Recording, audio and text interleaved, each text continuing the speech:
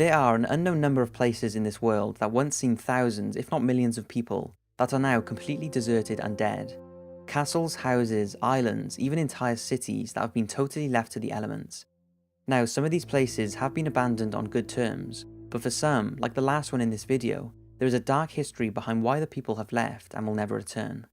Here are 5 of the eeriest abandoned places in the world that are also believed by many to be haunted.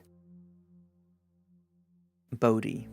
This next place is not only supposedly haunted, but is also said to be plagued by a curse. Bodhi began as a small mining camp east of the Sierra Nevada mountains.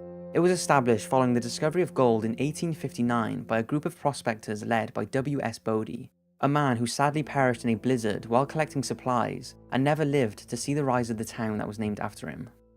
Shortly after his death, the collapse of a mine in the area exposed a huge seam of valuable gold, followed a few years later by another huge discovery. The town grew and grew and was booming by 1878 when millions of dollars of gold bullion were being shipped out. But the growth of the town was attracting the wrong type of residents, and soon Bodhi became known for its bandits. Gold mining slowly started to decline, and when a fire brought many houses to ashes in 1932, people started to leave. By the 1950s, the town of Bodhi was practically abandoned. The shops, houses, cemetery, and restaurants were left as they were and remain that way to this day. And with this comes not only eerie feelings, but also many paranormal stories. The J.S. Kane house, once the residence of a prominent businessman, is now thought to be the home of his family maid who took her life after her affair with Mr. Kane was made public. The Kane house is exactly how the family left it, and visitors there have experienced the usual paranormal feelings: unexplained cold spots in the bedroom, intense pressure pushing down on them, doors seemingly slamming on their own, and apparently have witnessed the maid peering out of windows. One visitor who was walking through Bodhi Cemetery said his little girl was laughing and talking to an unseen person. It's believed to have been the 3-year-old daughter of Albert and Fanny Myers, who died at Bodhi in 1897. And the old collapsed mines are said to be guarded by the apparition of a white mule. Today, the ghost town of Bodhi is open to the public, advertised as one of the most authentic, abandoned gold mining towns of the Old West. But be aware if you're tempted to visit. It's thought that the ghosts guard their town against theft, and anyone who dares to remove anything will be plagued by misfortune and the dreaded curse of Bodhi until they return it. Those who've travelled on the London Underground will have either found it a fascinating journey filled with history and tales, or an overcrowded and claustrophobic place that you can't wait to get out of. The overcrowdedness comes from the 3.5 million people who use the Underground every day, and the history is that since their construction in the 1800s, there have been plenty of ghost stories and sightings. One of the most frequent tales is that workers see people stood waiting for trains long after the stations have shut, and when they send someone down to investigate, the person has disappeared and is never seen leaving. Now, I will be talking about the Underground as a whole in a Most Haunted Places in Britain video, but there is one station that is said to be haunted and has been abandoned for 21 years. Aldwych Station was first opened in 1907 and was initially named Strand. It wasn't as successful as hoped, and passenger numbers were pretty low, so during the Second World War, Aldwych was closed and used as an air raid shelter and storage area for nearly 6 years. It reopened after the war and continued transport until the last train left the station on the evening of September 30th, 1994. Nowadays, it's occasionally used for film sets and is sometimes open to the public. The abandoned station has retained its original features, including tiles and posters on the walls, which all add to its creepy atmosphere. There is one very frequent sighting of a ghost, and that is of a lady who is apparently seen many times by line engineers, some of which refuse to go down there, walking the abandoned tracks at night. Cleaners have also witnessed the same looking female apparition, and it's thought that she was an actress from the Royal Strand Theatre, which was demolished to make way for the station. To add to its eeriness, there is also an abandoned train from the old Northern Line, which was used in the horror movie Creep. The pitch-black station and tunnels at Aldwych make for a scary atmosphere, and people from all over the world add it to their ghost hunting list when visiting the City of London. But can you just imagine being lost down there alone in the middle of the night? Poveglia Island. This completely abandoned island is located between Venice and Lido in Italy, and for centuries it's been a dumping ground for murderous, diseased and insane people.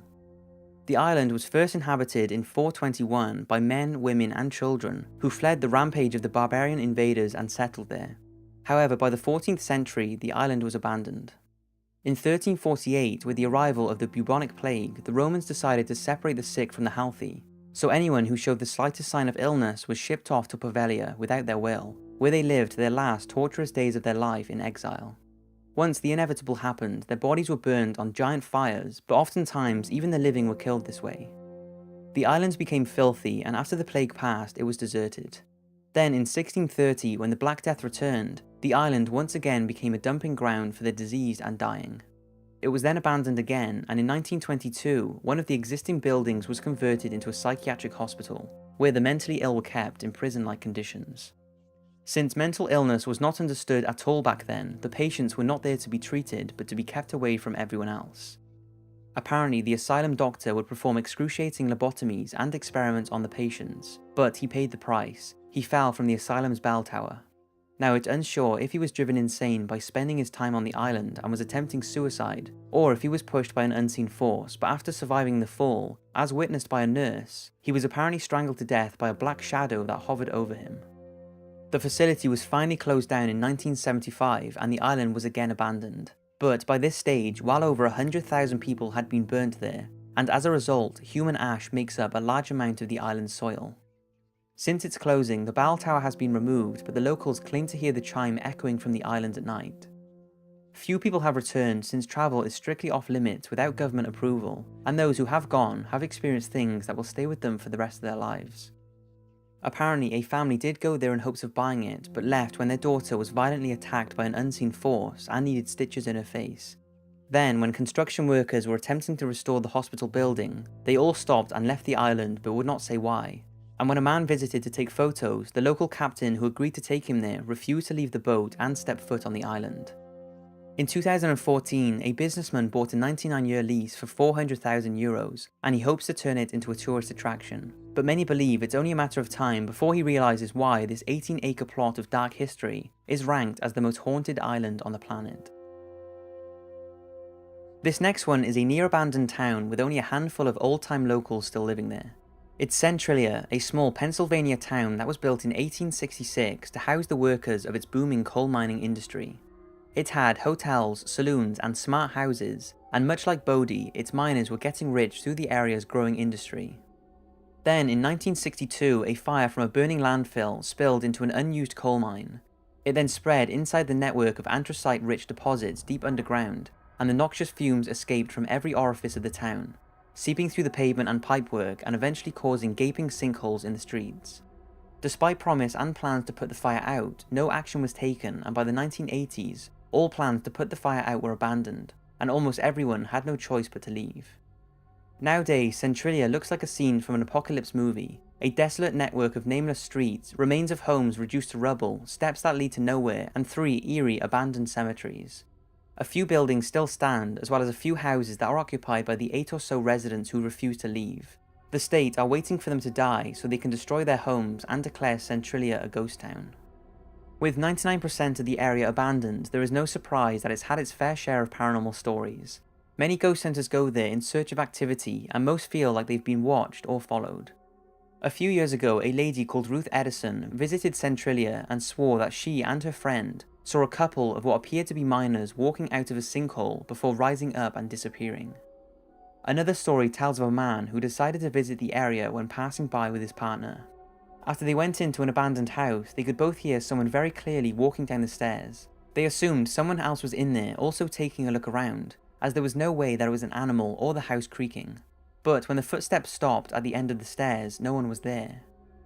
With all its haunting stories, there is no surprise that Centralia was the inspiration for the horror movie Silent Hill, after the film's screenwriter took a visit there. It's predicted that the fire will continue burning for 250 years, long after the residents are dead and gone, and visitors who are warned not to go there will continue to explore the area in search of the past residents who had no choice but to leave their homes, and to experience what they all describe as an unexplainable feeling and atmosphere. Hashima Island. Positioned 9 miles from the Japanese city of Nagasaki is an abandoned island called Hashima. In the late 1880s, coal was found beneath the island, and it wasn't long before apartments, a school, a hospital, a cinema, restaurants, and a graveyard was being built for the coal mining workers and their families. By the 1950s, it was one of the most populated places on the planet, with 5,200 people living on the 16-acre island. But in the 1970s, the coal started to run out, and the workers were offered first-come, first-served jobs off the island. In a rush to secure the jobs and support their families, people left as fast as they could, leaving almost everything behind, and that's exactly how it stands today. But the island has a dark past that not many talk of, and it's been downplayed over the years. But it's why the Koreans have given it the name the Island of Hell. Just before the Second World War, around 600 Koreans and an unknown number of Chinese prisoners of war were forced to work in the 1,000-meter deep underground coal mines. The workers were given little food, and torture was apparently not uncommon. Although an exact figure has never been released, it's thought that upwards of 1,000 forced workers died on that island as a result of their living and working conditions. The island's slavery carried on until the end of the Second World War, where non-forced work continued until its closure. Many of the locals do not want to go near or even talk of the place, and it's believed to be cursed by all of the people who died there. Today, most of the island is closed off to the public. However, a small section was opened for tourism in 2009 if you did ever want to visit, which I've no doubt would be an incredibly eerie experience. So that's 5 creepy abandoned places that are also said to be haunted. I hope you've enjoyed this video, and I cannot wait for October, where I'll be doing loads of these creepy videos all month. Thanks for watching, and if you enjoy my content, then I'm sure you will enjoy the articles on the Top 5's website. You can click on the screen to check them out, even if you're on a mobile. Thanks again for watching, and as always, I will see you next week for another video.